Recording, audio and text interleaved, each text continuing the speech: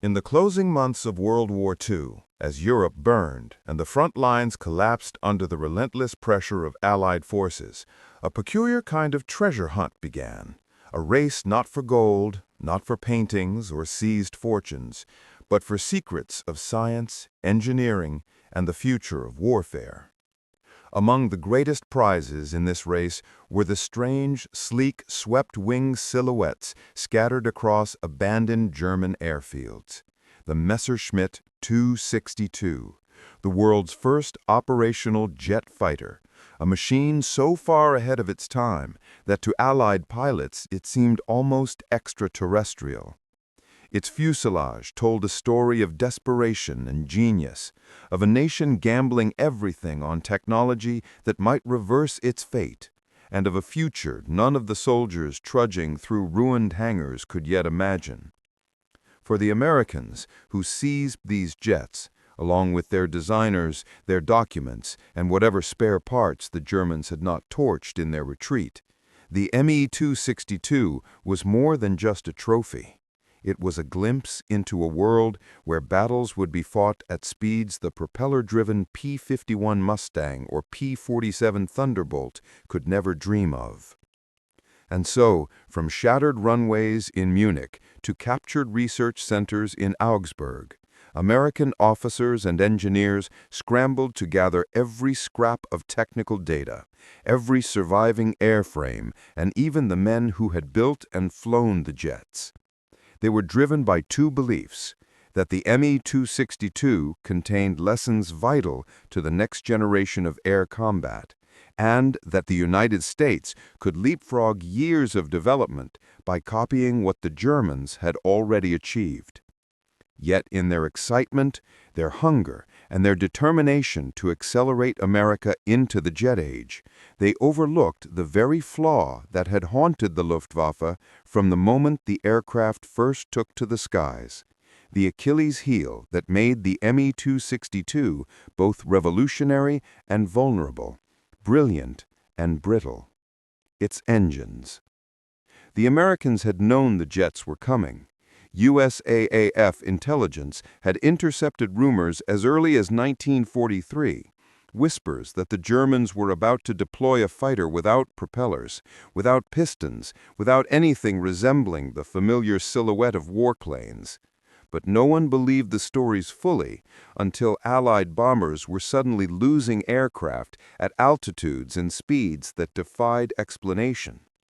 When captured pilots reported being attacked by silver birds that climbed like rockets and vanished as fast as they appeared, the rumor solidified into fear. So when American troops finally rolled into airfields such as Lechfeld and Lager Lech, they found not a mysterious myth, but tangible metal. Dozens of Me-262s, some half-assembled, some scorched from strafing runs, some intact as though waiting for their pilots to return from a mission that would never come. Engineers approached them with reverence. The swept wings, though slight, signaled a dawning understanding of compressibility and high-speed aerodynamics.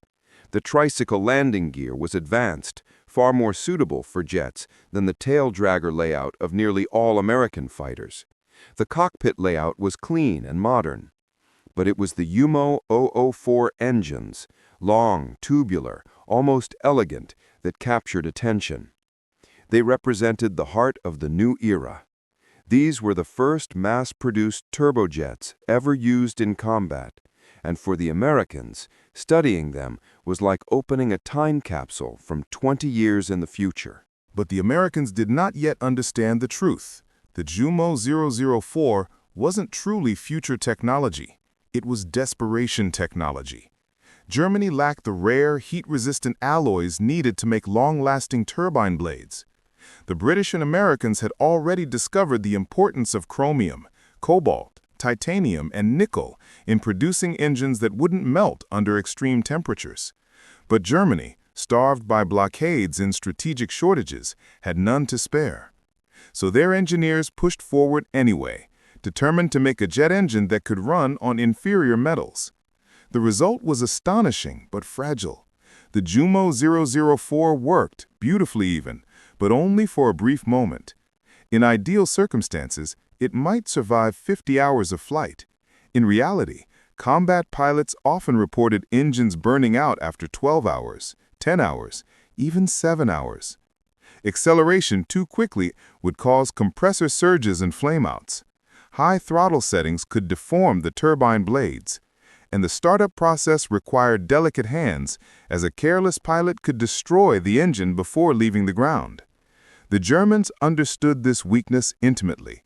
They had written manuals describing exactly how to handle the engines gently, like fragile glass.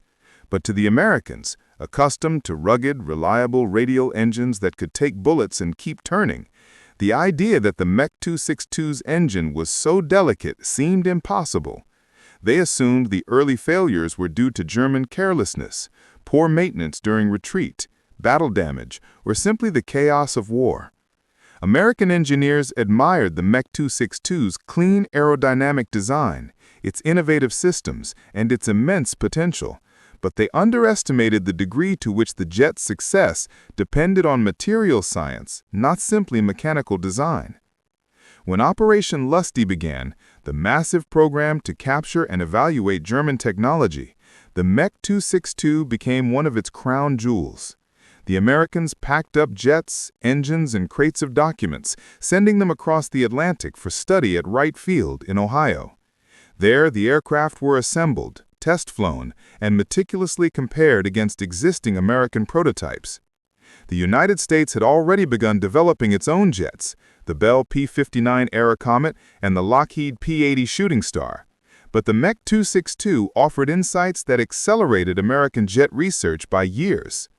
Test pilots noted the exceptional stability of the German aircraft at high speeds, its powerful firepower, and the incredible sensation of flying without vibration from pistons of propellers.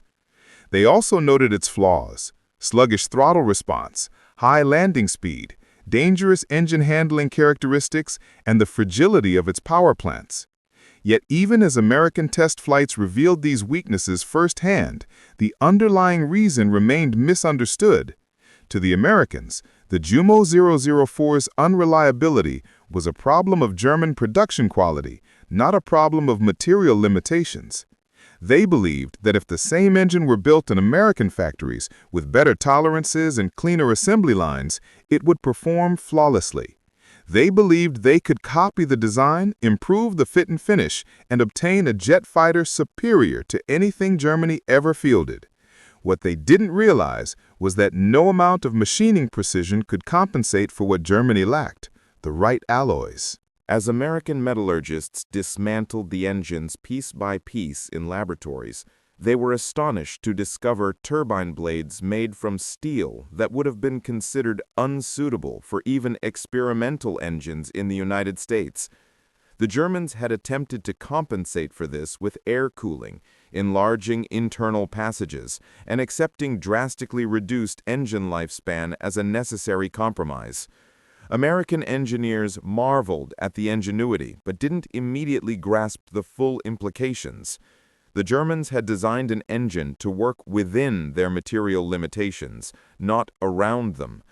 Copying the design without understanding the material's problem would mean inheriting the same flaw. But in the excitement of the moment, after years of war, after witnessing the Me-262's incredible performance, American engineers believed they could fix everything with better machining and production quality. So they focused overwhelmingly on aerodynamics, on the swept wings, on the shape of the fuselage, on the advanced control surfaces, on every visible component except the most important one. They saw what the Me-262 did, not what it needed. When the United States began testing captured Me-262s at Patterson and Muroc air bases, the results were eye-opening. Pilots like Jimmy Stewart, the actor, who served as a high-ranking officer, and other test crews experienced the jet firsthand. They noted the incredible speed, up to 540 miles per hour in level flight, and the smooth, vibration-free feel of the engines.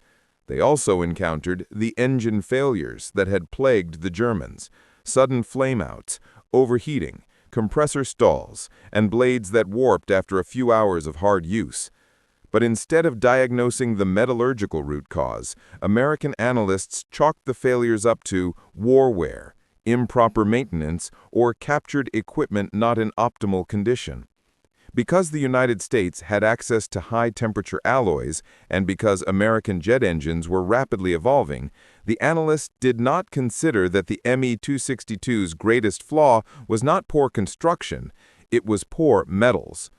And so, as American engineers rushed to integrate German aerodynamic knowledge into their own next-generation fighters, they did so while overlooking the one lesson that mattered most: that flight at extreme temperatures required not just design brilliance, but advanced metallurgy. Meanwhile, in Germany, the designers who had created the Me-262 understood perfectly well that the Jumo 004 was a ticking bomb. Engineers like Dr. Anselm Franz had begged for more advanced alloys, but the shortages caused by Allied bombing and overextension of the war effort made it impossible. They gave the Luftwaffe an engine that worked well enough for desperate times, and pilots were instructed to treat it gently. But in the United States, where test pilots pushed aircraft to their limits, the engines suffered even more than they had in the war.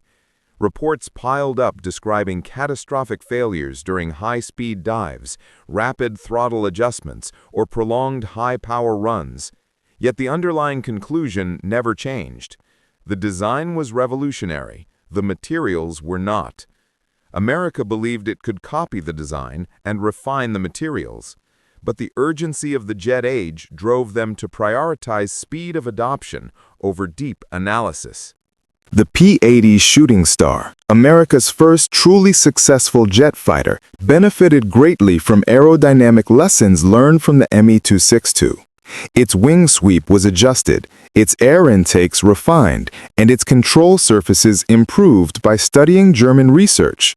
But its engine, the Allison J-33, was fundamentally different, far more robust, far more durable, built using advanced American alloys and benefiting from British research into turbojets. The Shooting Star did not need to rely on the Jumo 004's compromises. When America later developed the F-86 Sabre, the lessons from the Me-262's swept wing research became central to its design. So much so that many historians argue the Sabre owes as much to German data as it does to American innovation.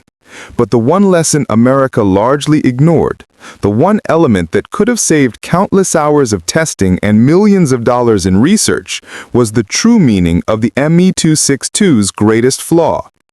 It was only years later, after Korean War dogfights, after the first generation of American jets had matured, that analysts recognized how crucial material science truly was to jet propulsion.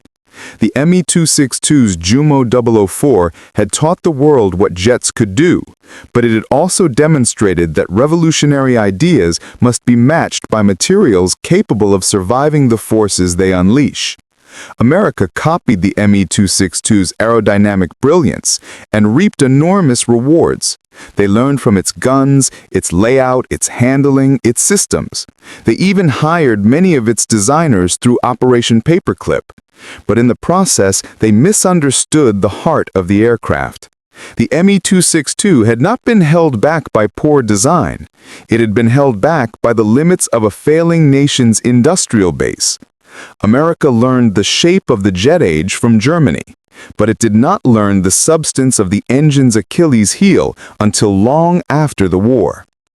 And so, the story of how America copied the German Me-262 but missed its weakest point is not a story of ignorance or oversight. It is a story of perspective. America saw the Me-262 as a masterpiece ruined by sloppy wartime production. Germany saw it as a miracle built from scarcity. America believed it could take the design and improve it.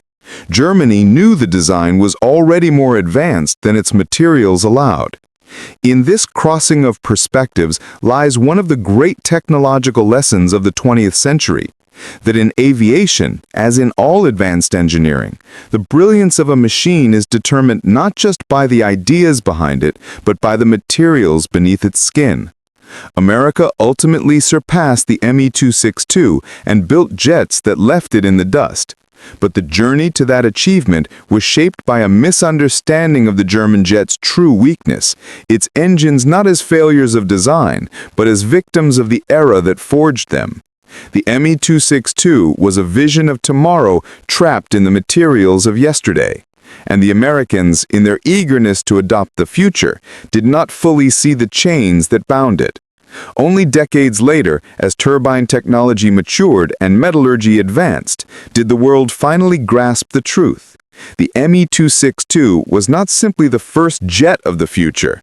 It was the first warning that the future demanded more than ideas. It demanded materials capable of carrying them.